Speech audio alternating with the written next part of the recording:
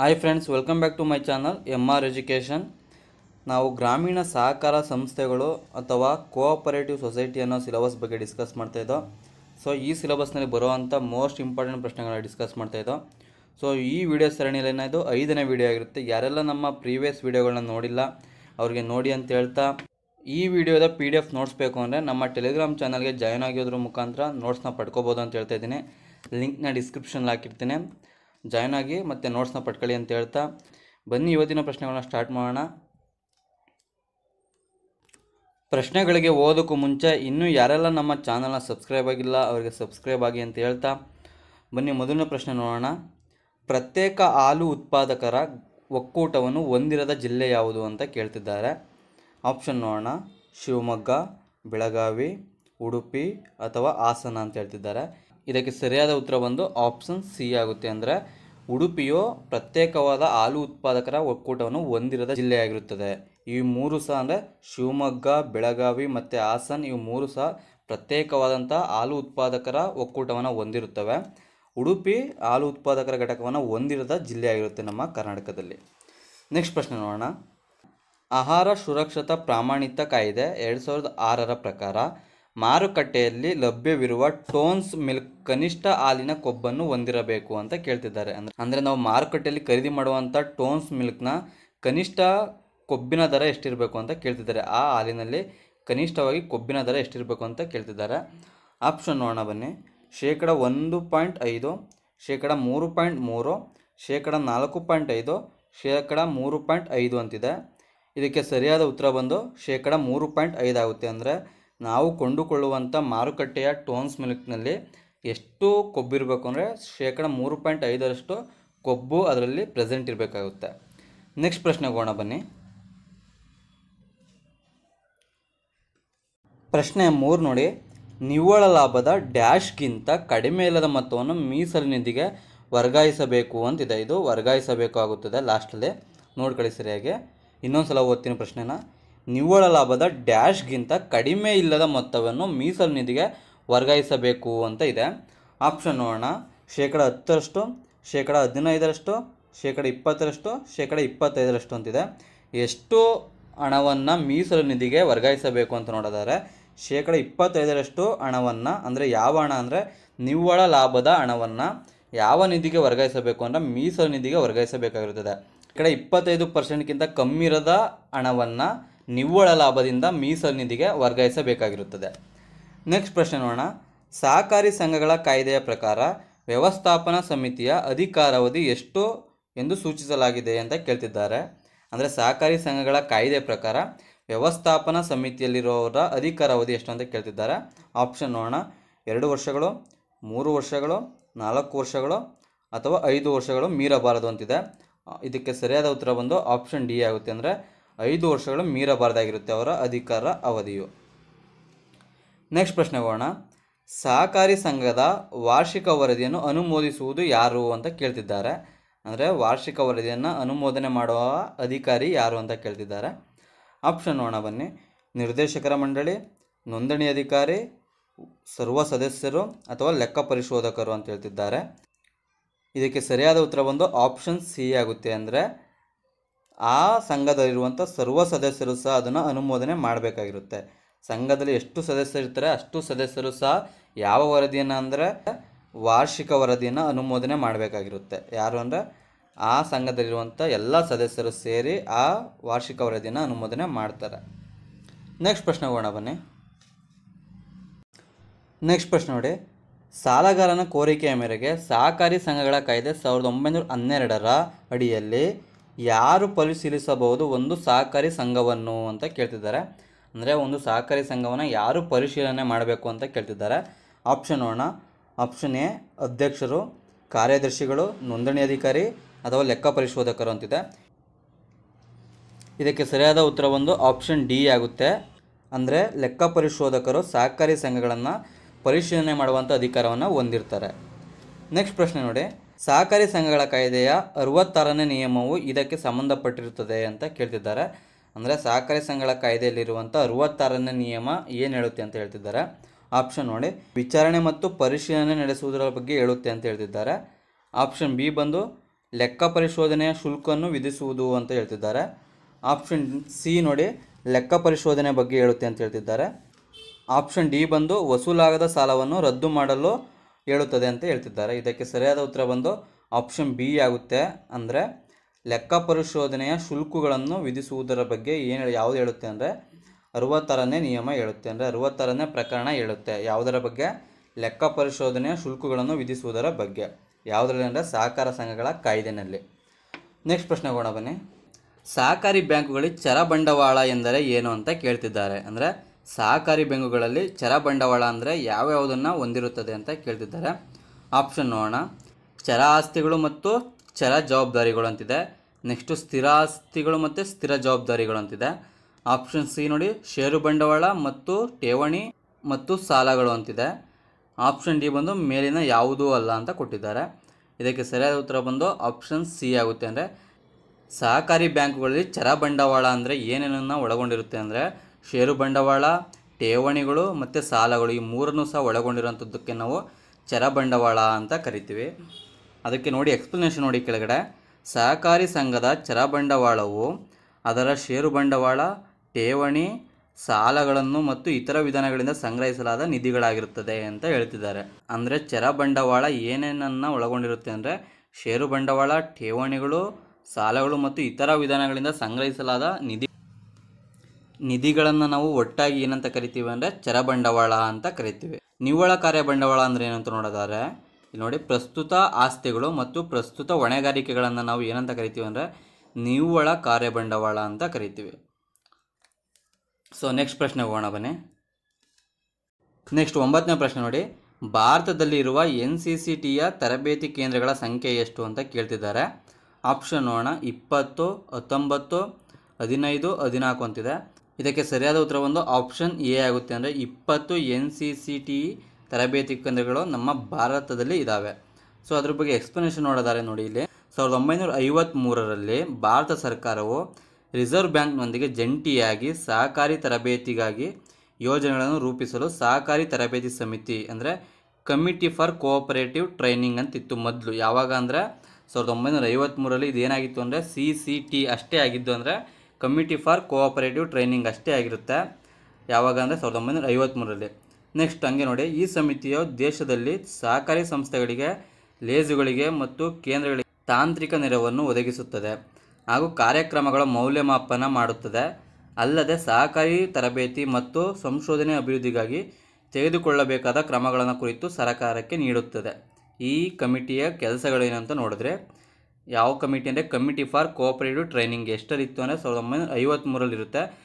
ತದನಂತರದಲ್ಲಿ ಏನು ಮಾಡ್ತಾರೆ ಅಂದರೆ ಈ CCT ಇರೋವಂಥದ್ದನ್ನು NCCT ಅಂತ ಮಾಡ್ತಾರೆ. ಯಾರ ವರದಿಯ ಪ್ರಕಾರ ಅಂದರೆ MS ಸ್ವಾಮಿನಾಥನ್ ಅವರ ವರದಿ ಪ್ರಕಾರ CCT ಅನ್ನೋದನ್ನು ಚೇಂಜ್ ಮಾಡಿ ಏನು ಮಾಡ್ತಾರೆ ಅಂದರೆ NCCT ಅಂತ ಮಾಡ್ತಾರೆ. ಅಂದರೆ ರಾಷ್ಟ್ರೀಯ ಸಹಕಾರಿ ತರಬೇತಿ ಕಮಿಟಿ ಅಂತ ಮಾಡ್ತಾರೆ.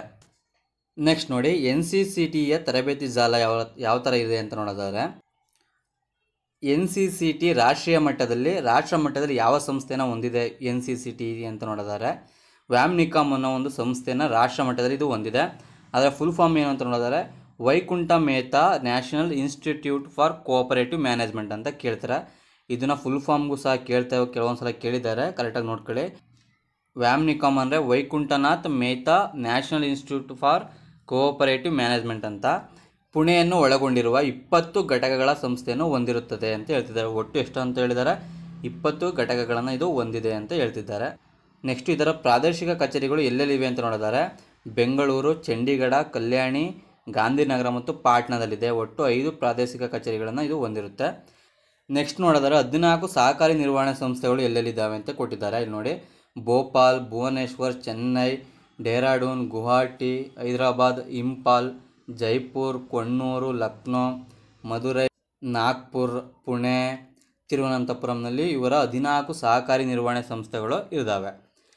ನೆಕ್ಸ್ಟ್ ಅದೇ ರೀತಿ next Vaikunthnath Mehta national institute for cooperative management ಬಗ್ಗೆ ಅಂದರೆ ವ್ಯಾಮ್ನಿಕಾಮ್ ಬಗ್ಗೆ ಸ್ವಲ್ಪ ತಿಳ್ಕೊಳ್ಳೋದಾದರೆ ಇದು 1947ರಲ್ಲಿ ಸಹಕಾರಿ ತರಬೇತಿ ಮಹಾವಿದ್ಯಾಲಯವಾಗಿ ಪ್ರಾರಂಭವಾಗುತ್ತೆ. ಅಂದರೆ ಸಹಕಾರಕ್ಕೆ ಸಂಬಂಧಪಟ್ಟಂತೆ ಇರುವಂಥ ಯೂನಿವರ್ಸಿಟಿ ಇದಾಗಿರುತ್ತೆ. ನೆಕ್ಸ್ಟು ನಂತರದಲ್ಲಿ 1964ರಲ್ಲಿ ಸಹಕಾರಿ ವಲಯದ ಉನ್ನತ ಮಟ್ಟದ ನಿರ್ವಹಣಾ ಕಾರ್ಯನಿರ್ವಹಣೆಯ ತರಬೇತಿ ಅಗತ್ಯಗಳಿಗೆ ಸ್ಪಂದಿಸಿ Vaikuntha Mehta national institute for cooperative ಮ್ಯಾನೇಜ್ಮೆಂಟನ್ನು ರಚಿಸಲಾಯಿತು ಅಂತ ಹೇಳ್ತಿದ್ದಾರೆ. ಎಷ್ಟು ರಚನೆ ಮಾಡ್ತಾರೆ ಇದನ್ನು ಅಂದರೆ 1964ರಲ್ಲಿ ರಚನೆ ಮಾಡ್ತಾರೆ. ಯಾವುದಕ್ಕೆ ಅಂದರೆ ತರಬೇತಿನ ಕೊಡೋದಕ್ಕೋಸ್ಕರ. ನೆಕ್ಸ್ಟ್ ಪ್ರಶ್ನೆ ಹೋಗೋಣ ಬನ್ನಿ. ಕರ್ನಾಟಕ ರಾಜ್ಯ ಸಹಕಾರ ಮಹಾಮಂಡಳಿ ಸ್ಥಾಪಿತವಾದ ಸ್ಥಳ ಯಾವುದು ಅಂತ ಕೇಳ್ತಿದ್ದಾರೆ. ಬರೀ ಮಂಡಳಿ ಅಲ್ಲ ಇದು, ಕೇಳ್ತಿರೋಂಥದ್ದು ಮಹಾಮಂಡಳಿ ಸ್ಥಾಪನೆ ಆದಂಥ ಸ್ಥಳ ಯಾವುದು ಅಂತ. ಆಪ್ಷನ್ ನೋಡೋಣ. ಹುಬ್ಬಳ್ಳಿ, ಬೀದರ್, ಮೈಸೂರು ಮತ್ತು ಬೆಂಗಳೂರು ಅಂತ ಹೇಳ್ತಿದ್ದಾರೆ. ಇದಕ್ಕೆ ಸರಿಯಾದ ಉತ್ತರ ಬಂದು ಆಪ್ಷನ್ ಡಿ, ಬೆಂಗಳೂರು ಆಗುತ್ತೆ. ಬೆಂಗಳೂರಿನಲ್ಲಿ ಕರ್ನಾಟಕ ರಾಜ್ಯ ಸಹಕಾರ ಮಹಾಮಂಡಳಿಯನ್ನು ಸ್ಥಾಪನೆ ಮಾಡಲಾಗಿದೆ ನಮ್ಮ ಕರ್ನಾಟಕ ಸರ್ಕಾರದ ಪ್ರಯುಕ್ತ. ನೆಕ್ಸ್ಟ್ ಪ್ರಶ್ನೆ ಹೋಗೋಣ ಬನ್ನಿ. ಅಮೂಲ್ನ ವಿಸ್ತೃತ ರೂಪ ಏನು ಅಂತ ಕೇಳ್ತಿದ್ದಾರೆ. ಅಮೂಲ್ ಸ್ಟ್ಯಾಂಡ್ಸ್ ಫಾರ್ ಅಂತ ಕೇಳ್ತಿದ್ದಾರೆ. ಆಪ್ಷನ್ ನೋಡೋಣ. ಆನಂದ್ ಹಾಲು ಒಕ್ಕೂಟ ನಿಯಮಿತ, ಅಹಮದಾಬಾದ್ ಹಾಲು ಒಕ್ಕೂಟ ನಿಯಮಿತ, ಆಂಧ್ರ ಪ್ರದೇಶ ಹಾಲು ಒಕ್ಕೂಟ ನಿಯಮಿತ, ಅಲಿಗಢ್ ಹಾಲು ಒಕ್ಕೂಟ ನಿಯಮಿತ ಅಂತಿದೆ. Amul stands for Anand milk union limited, Ahmedabad milk union limited, Andhra Pradesh milk union limited, Aligarh milk union limited ಅಂತ ಹೇಳ್ತಿದ್ದಾರೆ. ಇದಕ್ಕೆ ಸರಿಯಾದ ಉತ್ತರ ಬಂದು ನಿಮಗೆಲ್ಲ ಗೊತ್ತಿರುತ್ತೆ. ಅಮೂಲ್ ಅಂದರೆ ಆನಂದ್ ಮಿಲ್ಕ್ ಯೂನಿಯನ್ ಲಿಮಿಟೆಡ್ ಆಗಿರುತ್ತೆ, ಅಂದರೆ ಆನಂದ್ ಹಾಲು ಒಕ್ಕೂಟ ನಿಯಮಿತ ಆಗಿರುತ್ತೆ. ನೆಕ್ಸ್ಟ್ ಪ್ರಶ್ನೆ ಹೋಗೋಣ ಬನ್ನಿ. ಹಣ ವರ್ಗಾವಣೆಯ ತಂತ್ರಗಳು ಯಾವುವು ಅಂತ ಕೇಳ್ತಿದ್ದಾರೆ. ಅಂದರೆ ಹಣ ವರ್ಗಾವಣೆ ಮಾಡೋದಕ್ಕೆ ಇರುವಂಥ ಮಾರ್ಗಗಳು ಯಾವುವು ಅಂತ ಕೇಳ್ತಿದ್ದಾರೆ. ಯಾವ್ಯಾವ ಮಾರ್ಗಗಳಲ್ಲಿ ನಾವು ಹಣವನ್ನು ವರ್ಗಾವಣೆ ಮಾಡ್ಬೋದು ಅಂತ ಕೇಳ್ತಿದ್ದಾರೆ. ಮೊದಲನೇದು ನೋಡಿ, EFT, RTGS, NEFT ಮೇಲಿನ ಎಲ್ಲವೂ ಅಂತ ಹೇಳ್ತಿದ್ದಾರೆ. ಇದಕ್ಕೆ ಸರಿಯಾದ ಉತ್ತರ ಬಂದು ಆಪ್ಷನ್ ಡಿ, ಮೇಲಿನ ಎಲ್ಲವೂ ಆಗುತ್ತೆ. ನೆಕ್ಸ್ಟು ಈ RTGS, NEFT ಮತ್ತು EFTಗಳ ಫುಲ್ ಫಾರ್ಮ್ ಏನು ಅಂತ ನೋಡೋದಾದ್ರೆ ಇಲ್ಲಿ ನೋಡಿ. EFT ಅಂದರೆ ಎಲೆಕ್ಟ್ರಾನಿಕ್ ಫಂಡ್ ಟ್ರಾನ್ಸ್ಫರ್ ಅಂತ ಕರಿತೀವಿ. ನೆಕ್ಸ್ಟು RTGS ಅಂದರೆ ರಿಯಲ್ ಟೈಮ್ ಗ್ರಾಸ್ ಸೆಟಲ್ಮೆಂಟ್ ಅಂತ ಕರಿತೀವಿ. ನೆಕ್ಸ್ಟು NEFT ಅಂದರೆ ನ್ಯಾಷನಲ್ ಎಲೆಕ್ಟ್ರಾನಿಕ್ ಫಂಡ್ಸ್ ಟ್ರಾನ್ಸ್ಫರ್ ಅಂತ ಕರಿತೀವಿ. ನೆಕ್ಸ್ಟು IMPS ಅಂದರೆ ಇಮಿಡಿಯೇಟ್ ಪೇಮೆಂಟ್ ಸರ್ವಿಸ್ ಅಂತ ಕರಿತೀವಿ. ನೆಕ್ಸ್ಟು ECS ಅಂತ ನೋಡೋದಾದ್ರೆ ಎಲೆಕ್ಟ್ರಾನಿಕ್ ಕ್ಲಿಯರಿಂಗ್ ಸರ್ವಿಸ್ ಅಂತ ಕರಿತೀವಿ. ಸೊ ಇವೆಲ್ಲವೂ ಸಹ ಮನಿಯನ್ನು ಟ್ರಾನ್ಸ್ಫರ್ ಮಾಡೋದಕ್ಕಿರುವಂಥ ಬೇರೆ ಬೇರೆ ಮಾರ್ಗಗಳಾಗಿರುತ್ತವೆ. ಸರಿಯಾಗಿ ನೋಡ್ಕೊಳ್ಳಿ, ಬೇರೆ ಎಕ್ಸಾಮಲ್ಲೂ ಸಹ ಇದನ್ನು ಕೇಳೋ ಚಾನ್ಸಸ್ ಇರುತ್ತವೆ. ನೆಕ್ಸ್ಟ್ ಪ್ರಶ್ನೆ ಹೋಗೋಣ ಬನ್ನಿ.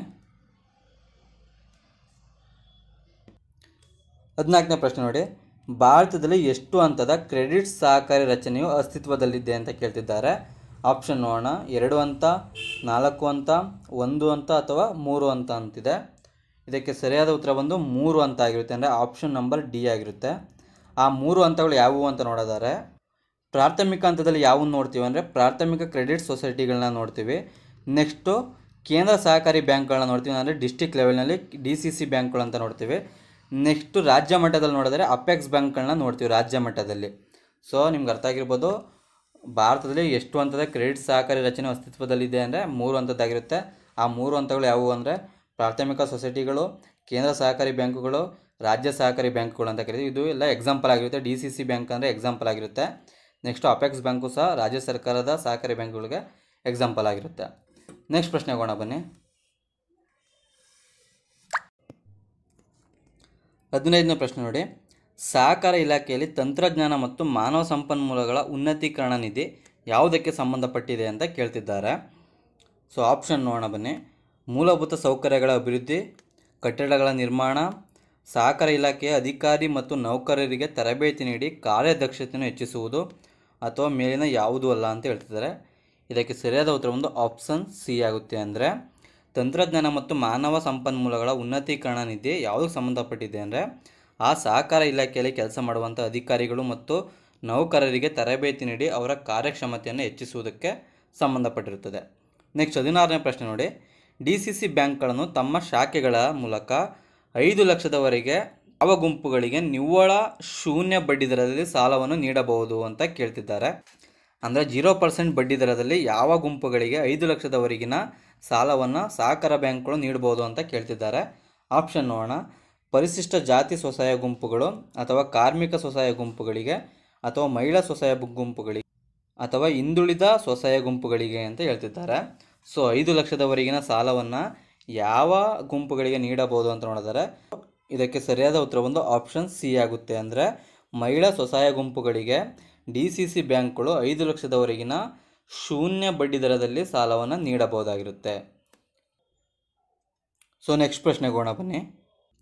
18ನೇ ಪ್ರಶ್ನೆ ನೋಡಿ, ಆಧುನಿಕ ಸಹಕಾರ ಚಳುವಳಿಯ ಪಿತಾಮಹ ಎಂದು ಯಾರನ್ನು ಪರಿಗಣಿಸಲಾಗುತ್ತದೆ ಎಂದು ಕೇಳ್ತಿದ್ದಾರೆ. ಆಪ್ಷನ್ ನೋಡೋಣ.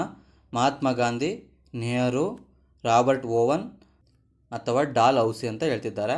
ಇದಕ್ಕೆ ಸರಿಯಾದ ಉತ್ತರ ಬಂದು ಆಪ್ಷನ್ ಸಿ ಆಗುತ್ತೆ. ಅಂದರೆ ರಾಬರ್ಟ್ ಓವನ್ ರವರನ್ನು ನಾವು ಆಧುನಿಕ ಸಹಕಾರ ಚಳುವಳಿಯ ಪಿತಾಮಹರು ಎಂದು ಕರಿತೀವಿ.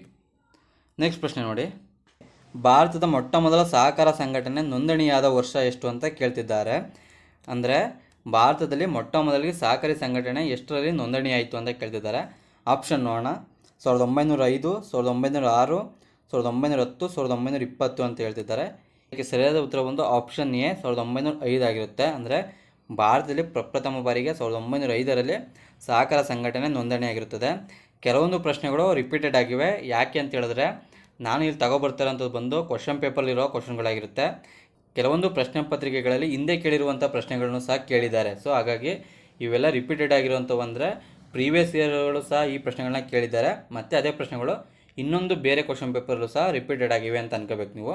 ನೆಕ್ಸ್ಟ್ ಪ್ರಶ್ನೆ ನೋಡಿ, ಭಾರತದಲ್ಲಿ ಸಹಕಾರ ಸಂಘಗಳ ಕಾಯ್ದೆಯು ಡ್ಯಾಶ್ನಲ್ಲಿ ಜಾರಿಗೆ ಬಂದಿತ್ತು ಅಂತ ಕೇಳ್ತಿದ್ದಾರೆ. ಆಪ್ಷನ್ ನೋಡೋಣ. 1910ರಲ್ಲಿ, 1911ರಲ್ಲಿ, 1904ರಲ್ಲಿ, 1920ರಲ್ಲಿ ಅಂತ ಹೇಳ್ತಿದ್ದಾರೆ. ಇದಕ್ಕೆ ಸರಿಯಾದ ಉತ್ತರ ಬಂದು ಆಪ್ಷನ್ ಸಿ ಆಗುತ್ತೆ. ಅಂದರೆ 1904ರಲ್ಲಿ. ಅಂದರೆ ಸಹಕಾರಿ ಸಂಘಗಳ ಕಾಯ್ದೆಯು 1904ರಲ್ಲಿ ಜಾರಿಗೆ ಬರುತ್ತೆ. ಅದರನ್ವಯವಾಗಿ 1905ರಲ್ಲಿ ಮೊದಲ ಬಾರಿಗೆ ಸಹಕಾರಿ ಸಂಘಟನೆಯು ನೋಂದಣಿಯಾಗುತ್ತೆ. ಸೊ ಇದಾಗಿತ್ತು ಸ್ನೇಹಿತರೆ ಇವತ್ತಿನ ಪ್ರಶ್ನೆಗಳು. ನಾಳಿನ ವಿಡಿಯೋನಲ್ಲಿ ಇನ್ನಷ್ಟು ಪ್ರಶ್ನೆಗಳನ್ನ ತರ್ತೀನಿ ಅಂತ ಹೇಳ್ತಾ, ಇನ್ನೂ ಯಾರೆಲ್ಲ ನಮ್ಮ ಚಾನಲ್ಗೆ ಸಬ್ಸ್ಕ್ರೈಬ್ ಆಗಿಲ್ಲ ಸಬ್ಸ್ಕ್ರೈಬ್ ಆಗಿ ಅಂತ ಹೇಳ್ತಾ ಇವತ್ತಿನ ವಿಡಿಯೋನ ಇಲ್ಲಿಗೆ ಸ್ಟಾಪ್ ಮಾಡ್ತಾಯಿದ್ದೀನಿ. Thank you.